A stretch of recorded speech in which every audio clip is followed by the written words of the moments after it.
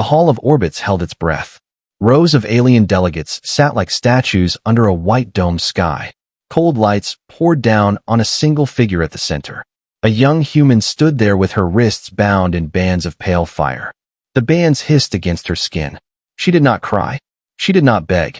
Her name was Mara Jean. A student. A voice. A problem. The speaker of the Orion Assembly rose from a silver chair.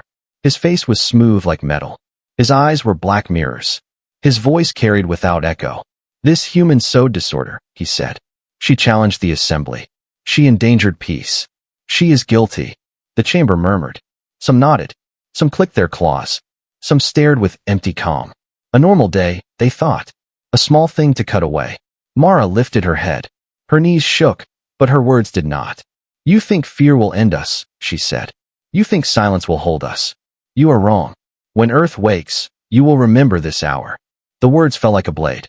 Guards struck her down. The bands tightened. The lights seemed brighter for a second.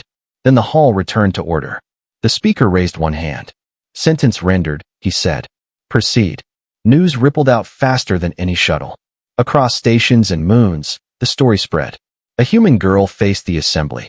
A human girl dared them. A human girl would die for it. On alien worlds, people laughed. Earth is small, they said. Earth will bow. Their screens turned dark. Their days went on. On Earth, the screens stayed lit. Crowds watched in city squares and in quiet kitchens. Miners watched at shift change. Teachers watched after class. Soldiers watched without speaking. Nobody laughed. Rage moved through them like heat. Grief followed it, slow and heavy. Mara's face was just one face, but it became many faces at once. Beneath mountains, where no one visits, machines woke from long sleep. Under black seas, gates older than nations hummed. On the far side of the moon, a dead crater lit like dawn. 1,000 tiny green icons turned to blue. Commanders looked at one another. No speeches. No cheers. Only nods. The Veiled Armada had always been a rumor. A ghost. A bedtime story told by old pilots. But the rumor had teeth. For 50 years, Earth had built in silence. It built in tunnels that were never mapped. It built inside asteroids that were marked as ice. It built on the dark where telescopes do not search. It built because the stars were not kind, and because hope needs steel. The assembly did not see any of this. Their watchers saw waves and clouds and a blue planet that looked harmless. Their agents heard music, markets, and traffic. They heard nothing else. They smiled. They filed reports. No activity, they said. Humanity is quiet. Earth was not quiet. Earth was holding its breath. Days passed after the sentence. The assembly waited for apology. None came. They waited for threats. None came. From orbit, Earth looked peaceful. From orbit, Earth always looks peaceful. Oceans glittered. Smoke rose from warm cities. Night turned to day and back again. In the deep, doors opened. Ice cracked in the south with a sound like thunder. A black tower rose from the white. Frost steamed off its sides. The sea boiled where engines tested their first breath. On the Pacific floor, a ring of light spun. The seabed shook. A platform, wide as a city, climbed toward the surface. Water crashed from it in sheets when it broke the waves. Shapes lined its deck. Long, quiet. Sharp. On the moon, dust lifted without wind. Hangars cut into rock opened their jaws. Triangles of dark metal slid out and hovered in silence. Farther back in the caves, something larger stirred. It woke slow, like a mountain learning how to stand. In a bunker under the old Capitol, leaders gathered. There was only machine glow here. No windows. No sunlight. A man with white hair sat at the center. He looked tired, but his voice was steady. They think we are broken, he said. They think one death will end our song. They have given us something else. They have given us a reason. No one answered. They didn't need to. Behind them, a wall of screens shifted to a single image. Mara, chin lifted, eyes bright. The last words replayed without sound. Everyone in that room knew the sound by heart. Above, alien patrols traced their same cold lines. They logged the same perfect loops. Their scanners painted neat pictures of a calm world. They never saw the doors under the ice. They never saw the platforms in the dark sea. They never saw the moon's hidden fire. Patience is a weapon. Earth held it like a drawn bow. Parents told the story in whispers. Students wrote her name on chalkboards. Workers etched it into steel with the sparks. Pilots taped it to their dashboards. The name moved from mouth to mouth until it felt like a drum under the skin. Humanity did not scream to the sky. Humanity listened to the pulse. When the call came, it was one word. Rise. The word hit like a current. Across hidden docks, lights flared. Across silent bays, clamps released. Across long corridors, boots struck metal in rhythm. Crews took stations without speaking. Captains placed hands on glass and felt engines start like heartbeats. Far out at the edge of Earth space, a lizard captain frowned at a wall of static. Interference, his tech hissed. Origin unknown. For a blink, something vast passed across their scopes. The captain refused to blink again. The scope showed nothing now. Empty stars. Safe lies. He filed a report. The assembly sent back 2 words. Maintain patrol. Night settled over the blue world. Cities glowed. Wind crossed empty runways. Children slept. In an underground bay, a ladder rattled as a young pilot climbed into a cockpit. She looked small against the machine around her. She rested a gloved hand on the console. She whispered a name the galaxy would soon learn to fear. Engines warmed. Steel sang. The quiet stretched thin. The Hall of Orbits had already forgotten the girl. The assembly moved on to taxes, to maps, to new laws about speed in station corridors. The speaker's mirror eyes saw only the present. He did not look toward the dark between the stars. He did not hear the hum building under oceans, under ice, under rock. Earth did not answer with words. Earth prepared an answer of light. The galaxy waited. After Mara Jin's execution, the Orion Assembly returned to their daily routines. Reports were written. Speeches made. Treaties discussed. None mentioned the girl again. To them, she was already dust, an error erased from the record. But on Earth, silence had taken hold. It was not a silence of surrender, but one of mourning. The streets were busy. Markets alive. Children laughed in the parks. Trains glided across shining tracks. Yet, behind every smile, there was a pulse of quiet fury. Humanity was pretending to live normally, but something beneath the surface had begun to change. In homes and factories, in offices and bunkers, screens replayed the same moment. The girl's final words before death. When Earth wakes, you will remember this hour. People spoke them softly, like a prayer. In a cafe in New Berlin, a soldier in plain clothes stirred his drink. On his wrist, a small metal band flickered once, then dimmed. He looked out the window, his face calm. But inside, he knew. The signal was coming. Thousands like him existed across the planet. Sleepers, guardians, scientists, pilots, all waiting for an order that had not been spoken for a century. Deep under the Himalayas, the silent command gathered. 10 figures around a circular table. No light, but the glow of data across glass. Maps of the solar system pulsed red at the edges. The eldest among them, General Kale, leaned forward. They think we are done, he said quietly. They think our silence means fear. Dr. Terran, head of the Lunar Systems Division, nodded. They see the surface, not the roots. They have never known what we buried beneath them. Kale's fingers rested on a black console before him. Dust covered the surface. He brushed it away, revealing 2 words engraved into the metal, Hidden Dawn. He pressed his thumb to it. Somewhere beneath the Atlantic Ocean, a heartbeat echoed through steel. Old reactors woke. Generators roared to life, shaking the sea. One by one, vast hangar doors slid open, revealing rows of enormous black hulls sleeping in the dark. The first vessel's name flickered alive on its side, EHS Valkyrie. Far to the north, under frozen plains, ancient silos rose from the ice. Rime shattered and fell away as their surfaces warmed.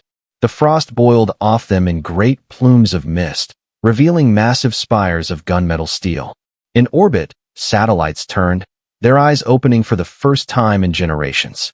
Codes long thought obsolete activated like blood flowing through old veins.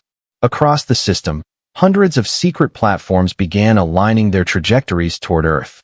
Still, the world above remained calm. Farmers plowed fields. Ships crossed the oceans. Children pointed at the stars. Nobody knew that those same stars were being marked for war. Across the Orion Assembly's territories, however, something else stirred. Patrol vessels near Earth's space reported faint disturbances, unregistered energy readings, gravitational pulses, echoes that disappeared before they could be tracked. The Council dismissed it all. Static, said the speaker. Human technology is primitive. They lack the power to cause such anomalies. But some officers were not so sure. At the edge of the Sol system, Captain Varick's reptilian crew sat tense around their glowing consoles. Their scanners crackled. A dark shadow flickered across their radar, something massive, moving faster than any known drive could propel it. An asteroid? A crewman asked. Varick narrowed his golden eyes. No rock moves with purpose. Then, as suddenly as it had appeared, the signal vanished. No trace. No debris. Just stars. Back on Earth, hidden bunkers received the first encrypted pulse, a code no one had heard in living memory. It was simple, just a sequence of 5 tones. But every trained ear understood it. Phase 1 Awaken. In the Mariana Trench, colossal machines began to rise. The ocean's floor split open, revealing a black maw of gears and turbines. Pressure waves rippled across the Pacific as mechanical leviathans ascended, their blue lights burning through the deep. On the far side of the moon, workers in gray suits watched as sealed blast doors trembled and cracked open for the first time since their great-grandparents were born. Inside waited ships, so large they had to be assembled in pieces centuries ago, massive spear-shaped vessels built for war, engines dormant until now. As the reactors roared, a low hum spread through the lunar base, a sound like thunder rolling beneath stone. Earth had not declared war. It had not sent a message. It had not made a sound. But it was no longer asleep.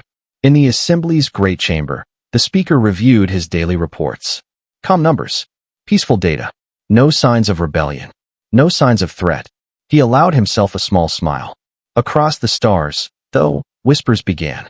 Traders spoke of human ships seen in the outer asteroid belts, shadows with no registration, vanishing into the dark. Miners on alien worlds found strange metallic debris drifting near the borders of Earth's claimed zone. Still, no one believed it. Humanity was small. Humanity was weak. Humanity was history. But deep beneath the surface of that small blue world, the truth was unfolding. The silence was not peace. The silence was preparation. And the galaxy's arrogance would soon meet the storm it had created. The machines of Earth were no longer silent. They were singing. And their song was vengeance. For 6 days, Earth remained silent. No statements. No threats. No cries for vengeance. The Orion Assembly grew comfortable again. Their networks ran endless broadcasts mocking human pride. The species of tears, they called them. Loud hearts, weak hands. Across the galaxy, laughter returned. The girl's death had been a brief spark, now gone. But in the dark, far beneath the calm surface of the planet, the heartbeat of steel grew louder. Deep under Antarctica's frozen crust, the hidden Dawn Command Center thrummed like a living creature. Massive screens blinked to life one by one, showing maps of space sectors and encrypted streams from the moon. The old systems, buried, forgotten, sealed away, were awake again. General Kale stood before a wall of flickering light. The room was silent except for the low hum of reactors far below. Around him stood scientists, officers, and pilots dressed in gray uniforms marked only with a blue sigil.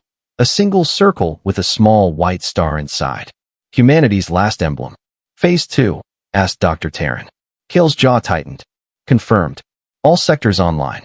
Lunar bases operational. Pacific platform stable. The deep belt arrays responding. Then it's begun, she said quietly. He nodded. No speeches. Just work. The world above must not know. Far below the oceans, cameras flickered through darkness. Black holes glided upward, each hundreds of meters long. Frost slid off their steel skin as internal lights blinked alive. Their names glowed across their sides like quiet promises. Valkyrie, Orion's Wrath, Nova Lance, Seraphim, Winter's Edge. They were not new. They were ancient, ships built when the galaxy still ignored Earth, when the first human explorers vanished beyond known space. Ships forged in secret as insurance against fear. And now they were ready. The oceans parted as the first fleet broke the surface. Water cascaded off their sides in silver curtains. Coastal cities trembled as tidal waves rolled toward their shores, though few knew why. The sky above shimmered with faint blue arcs of energy as the ship's shields engaged for the first time in 100 years. On the moon, the awakening was even louder. The ground split open as hangars rose from craters, revealing vast corridors lined with glowing fighters. Each craft bore a single marking, an ancient Earth flag, faded but proud.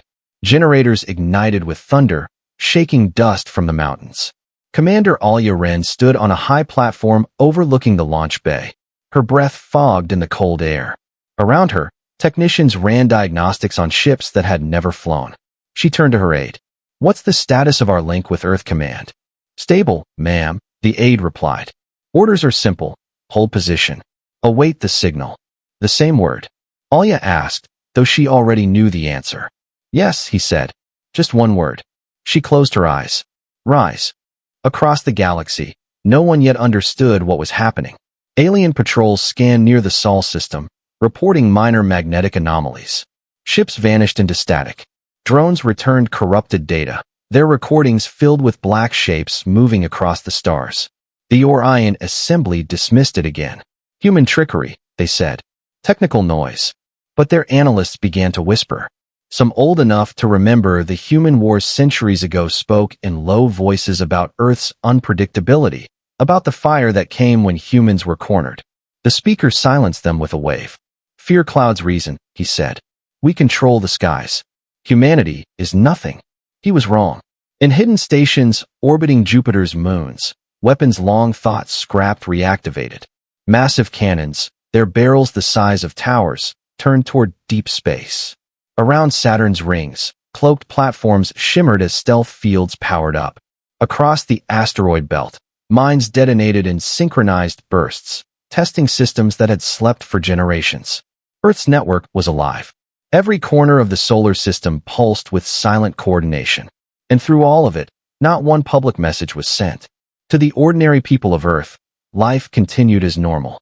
They did not see the signals carried through quantum bursts or the encrypted waves humming beneath their feet. But they felt something, a tension in the air, a sense that the world was holding its breath. In schools, teachers paused when the power flickered. In offices, clocks stopped for 1 second at the same moment worldwide. In the streets, people looked to the sky without knowing why. Something unseen was stirring. At last, in a control bunker under Mount Erebus, a light turned green. The silence broke. "Transmission received," an officer said softly. "Phase 3 confirmed." General Kale looked at the screen. His old hands trembled slightly as he read the message. 4 words. No sender ID. No origin traceable. But the message was clear. "You killed one. We rise." He closed his eyes. The words of Mara Jean echoed through his memory. "When Earth wakes, you will remember this hour." The time had come. "Bring the fleet online," Kale ordered. His voice was quiet but carried through every channel. "Let them see what we built while they called us weak." Engines ignited under oceans and moons. Space around Earth shimmered with invisible movement. Massive shadows took shape above the clouds. For the first time in 1,000 years, the stars around Earth began to change. The galaxy's watchers noticed. Patrols near human borders froze their feeds. The emptiness they once mocked now looked alive. And far away, the speaker of the assembly turned his mirror eyes toward the blue planet. He smiled faintly, unaware of the storm his arrogance had summoned. The silence was over. The awakening had begun. The 7th day began with silence, like the calm before a storm that no one yet knew was forming. The skies above Earth were clear, oceans gentle, cities bright. But far beyond sight, the black between the stars was no longer still. In the Sol system's outer rim, a patrol ship belonging to the Orion Assembly drifted through routine watch. Its reptilian crew was bored. The monitors showed nothing, only static and the faint hum of their ship's engines. Captain Varric tapped his claws impatiently against the metal armrest. "Another quiet day," he muttered. "Humans truly are finished." But then, something shifted. The ship's sensors blinked once, then again. Static covered every screen. For 3 seconds, all systems went dark. When the lights returned, the stars themselves seemed wrong, moved, changed, rearranged. A young officer shouted, "Sir, gravitational distortion detected. Bearing 051. Varric spun toward the display. "Show me." A faint shadow passed across the scanner. No heat, no signal, no engine signature. Only an absence, like space itself had swallowed light. Before they could analyze it, it vanished. The captain's scaled face tightened. "Mark the coordinates," he ordered. Send a report to command. The report never arrived. Half an hour later, the patrol ship's beacon went silent. Its last recorded transmission was a brief scream of alarms, followed by nothing. The next day, another patrol disappeared. Then another. Within 72 hours, 7 ships vanished near human borders. The Orion Assembly called it coincidence. Malfunctions, said the speaker, his voice cold as metal. Human sabotage is impossible. Their fleets are myths. But fear was growing. In the Assembly's grand chamber, debates turned heated. Ambassadors shouted over each other. Reports from fringe worlds spoke of dark shapes seen in the void, massive silhouettes that moved without light, cutting across the stars like ghosts. Meanwhile, Earth remained silent. In the hidden Dawn Command bunker, the lights dimmed to red. Operators leaned over consoles as encrypted data streamed in from deep space relays. General Kale stood at the center, arms folded, his expression unreadable. "They're noticing," Dr. Terran said beside him. "They were always going to," Kale replied. "Let them watch the edges. We move in the dark. Do we begin Phase 4? He looked at the main screen, showing the map of the solar system. Blue dots pulsed near Earth. Beyond them, red markers, assembly patrols, flashed and vanished, one by one. "Not yet," he said quietly. "We wait for the galaxy to laugh again." On the moon, Commander Alia Ren received the update. The lunar bases now pulsed with power. The ships slept no longer, they were ready. She stood inside the command bridge of EHS Valkyrie, her reflection sharp in the glass as the Earth rose over the horizon. "You think you've silenced us," she whispered to the stars. "You've only given us reason to speak louder." In orbit, the first movements began. Massive vessels shifted positions slowly, drifting through the darkness like silent mountains. Their engines remained cold, their shields cloaked, but their weapons, ancient and beautiful, were alive again. Then, a whisper reached every listening post in the galaxy. It was not a broadcast. It did not come through official channels. It simply appeared, simultaneously, on every frequency, 4 words in a human voice, calm and haunting.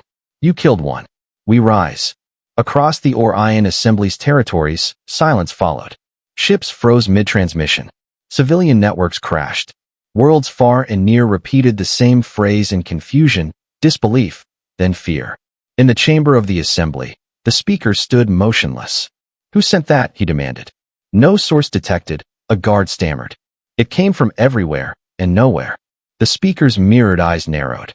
"Then find them." But he could not find what was already inside their shadow.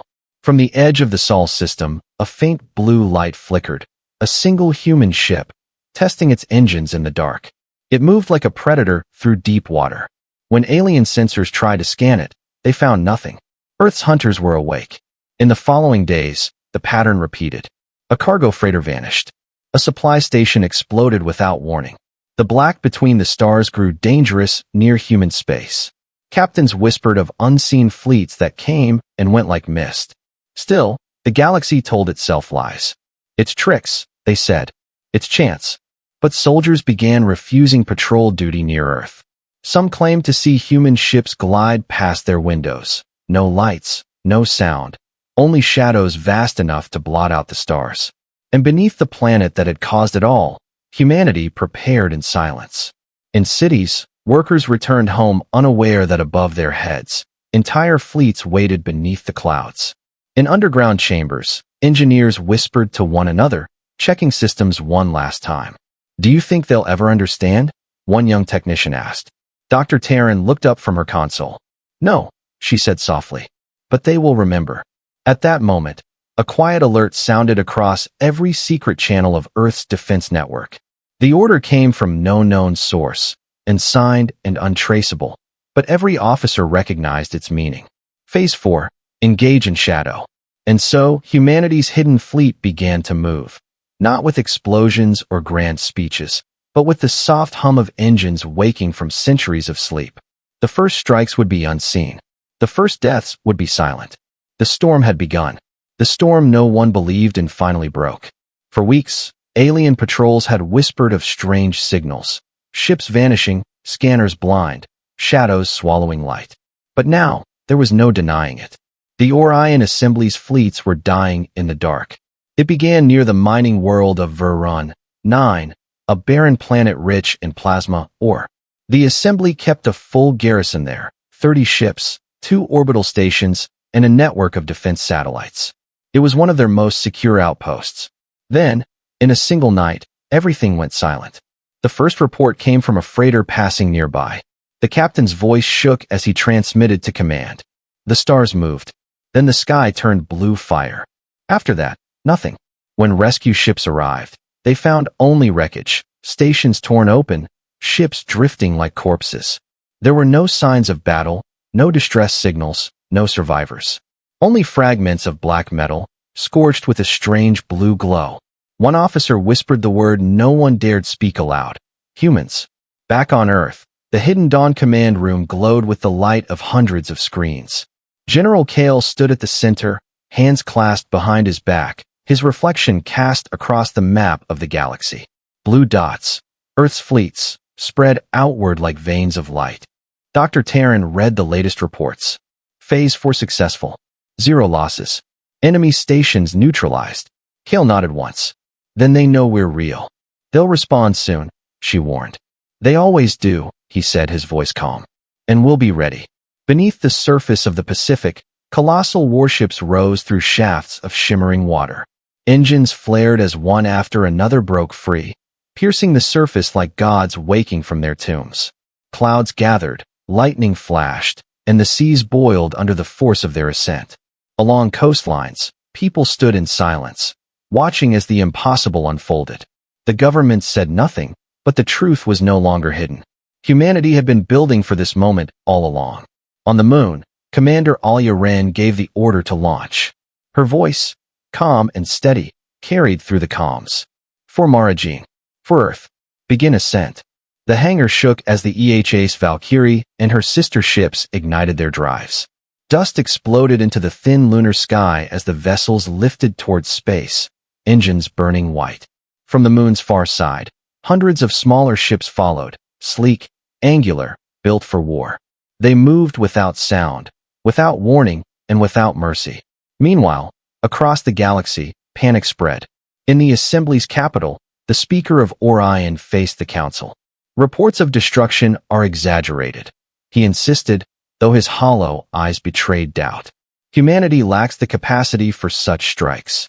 But new messages arrived every hour, entire convoys missing, defense grids failing, fleets vanishing into empty space. One transmission, intercepted from a destroyed station, played for the Council. A trembling alien voice cried out. They're everywhere. We can't see them. The stars are gone. Then static. The Council chamber fell silent. For the first time in centuries, the Orion Assembly felt fear. In hidden human bases, soldiers prepared. Inside their ships, crews stood at attention before glowing screens, their faces lit by the blue hum of power. General Kale's voice echoed through every channel. The Assembly thought our silence was weakness. They thought our tears meant surrender. But they've never understood humanity. We don't break. We wait. We build. We rise. And rise they did. On Mars, vast doors opened to reveal dreadnoughts buried in red soil. Their engines thundered, lifting columns of dust into the thin air. In the asteroid belt, swarms of drones swirled like clouds of steel, their sensors searching for targets. On the icy moons of Jupiter, orbital cannons powered up, their barrels glowing brighter than dawn. The hidden fleet, once only a legend, was now a storm. The first open strike came in the Vera cluster. An assembly convoy of 60 ships was en route to resupply a frontier world. Without warning, their scanners filled with blue light. Human ships appeared out of nothing, their stealth fields dropping like shadows torn away by fire. The aliens barely had time to react. Beams of plasma sliced through their formation. Fighters darted like knives through the chaos, disabling reactors before the enemy could even raise shields. Within minutes, the battle was over. Every alien ship was destroyed. Not a single human vessel was lost. Then came the message again, broadcast across every open frequency, carried on a voice calm and cold as the void. You killed one. We rise. Across the galaxy, the words repeated. On military channels. On civilian broadcasts. On every screen, every planet, every corner of the stars. The assembly tried to jam it. They failed. The message returned, over and over. Fear became panic. Ships refused orders. Colonies sealed their skies. Merchants canceled trade routes near human space. The myth had become real.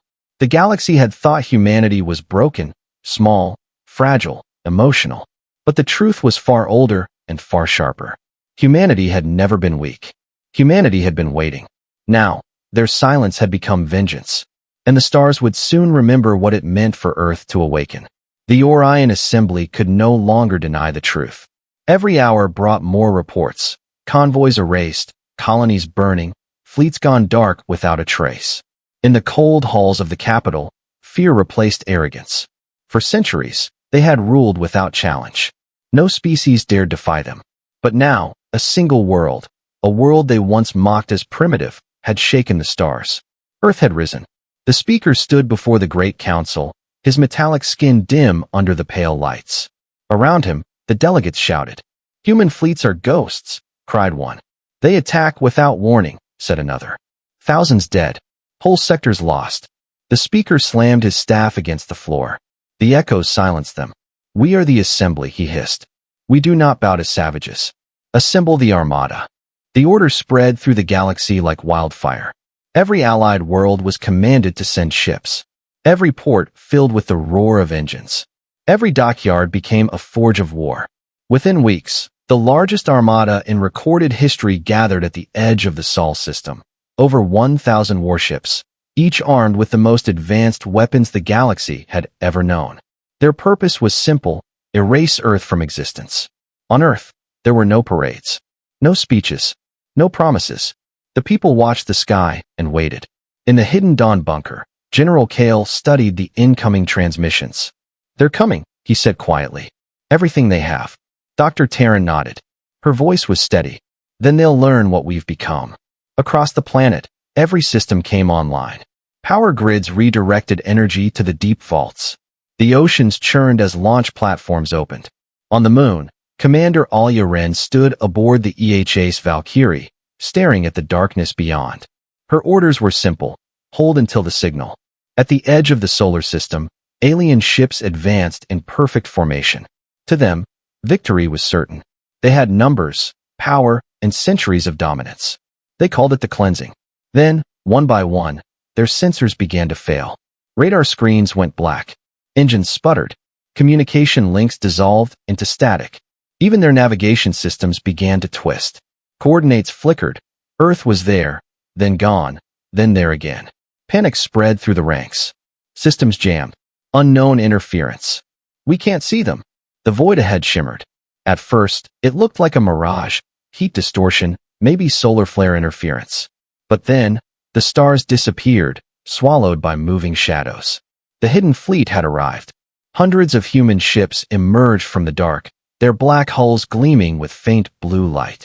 At the center of the formation, a colossal vessel loomed, the flagship HFY Providence. Its hull bore 4 painted words: "For the lost child." Silence fell across both sides. No words, no warnings. Then humanity struck. The first volley shattered space itself. Beams of concentrated energy tore through the front line of the alien armada. Dozens of ships exploded in seconds. The shockwaves rippled like thunder across the void. The assembly returned fire, unleashing everything they had. A storm of plasma, missiles, and rail fire filled the black, but the human ships moved with impossible precision, darting, twisting, weaving through chaos like predators in water. Alien commanders shouted in confusion. "They're predicting our movements. They're inside our systems." They were right. Every piece of alien technology had been studied for generations. Every weakness recorded. Every strategy anticipated.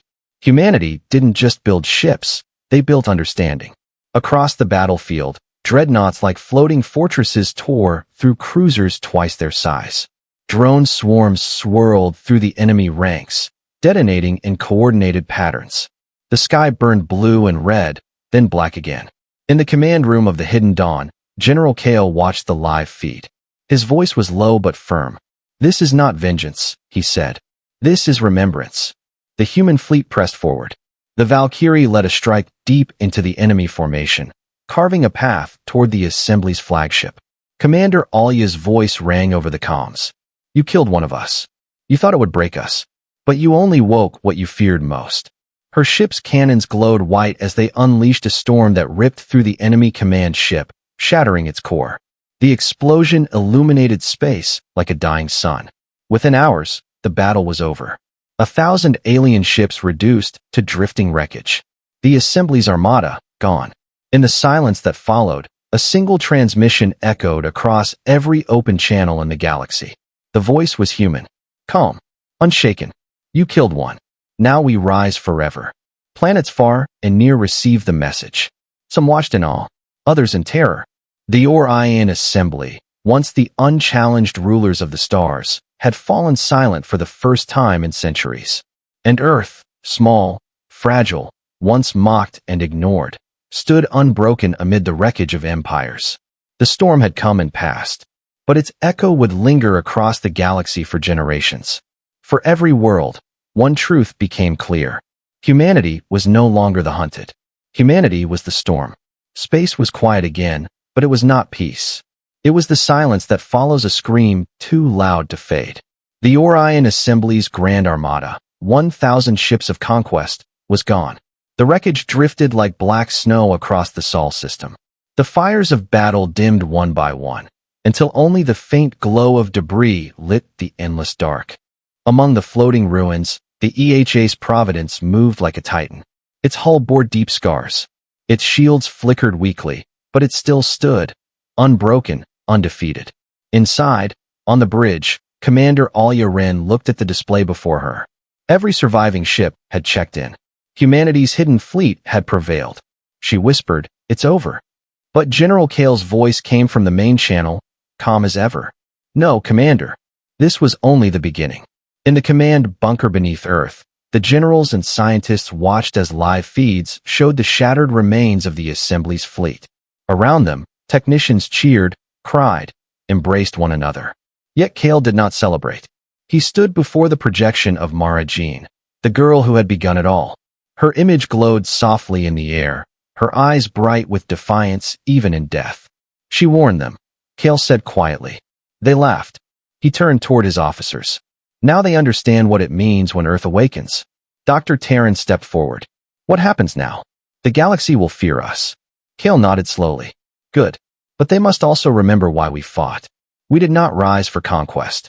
We rose because they believed one human life meant nothing. They must learn that every life, every voice, matters. Outside, above the blue planet, Earth's fleet held formation. Thousands of ships hung in orbit, dreadnoughts, cruisers, carriers, each bearing the emblem of the blue circle and white star. Engines glowed faintly as they drifted through the dawn light, reflecting the sun's golden rim. For the first time in history, Earth was not hiding. The hidden fleet was no longer a secret. Humanity had stepped out of the shadows and claimed the stars. Across the galaxy, reactions rippled like shockwaves. On alien worlds, people watched in awe as human broadcasts filled their skies. The same message appeared everywhere, translated into every language, every code. We are humanity. We mourn our lost. We do not kneel. We remember. On distant mining colonies, workers whispered the story of the girl who defied the Assembly. On conquered worlds, enslaved species dared to hope. In hidden resistance cells, fighters raised their heads, speaking her name, Mara Jean. And on Earth, beneath bright skies, people finally walked without fear. The name that had begun as a whisper was now a song. It echoed through schools, through markets, through the very air. The girl they executed to silence humanity had become its eternal voice. In the far reaches of the void, the wreckage of alien warships drifted near the light of distant stars. Somewhere among them, a small beacon still blinked. A recording from an alien captain, sent moments before his ship was destroyed. To the Council, we fought them. We thought they were primitive, disorganized, weak. We were wrong. They move like no other race. They fight like they were born for the stars. Do not provoke them again. They are inevitable. The message ended in static. Back on Earth, Kale stood alone on the surface for the first time in years. Above him, the black dots of orbiting ships traced the horizon like stars reborn. He breathed the cold morning air, the scent of the ocean far below, the hum of engines faint in the sky. He thought of the girl who faced the assembly, of the courage in her voice, of the spark that had turned grief into resolve. She changed everything, he whispered. Behind him, the sun rose over the world. Golden light touched the waters, the cities, the mountains. Humanity's home glowed like a promise kept. Dr. Terran's voice came through his earpiece. Sir, transmission from the frontier colonies. They're asking what comes next. Kale smiled faintly. Tell them this. The age of silence is over. The age of humanity has begun. And high above the earth, as the fleets turned toward the stars, the great engines of the Providence ignited once more. Not for war, not for vengeance, but for the long journey ahead, toward a galaxy that would never again forget what it meant to wake the heart of humankind. Because one girl's courage had become a world's legacy, and that legacy was now written across the stars.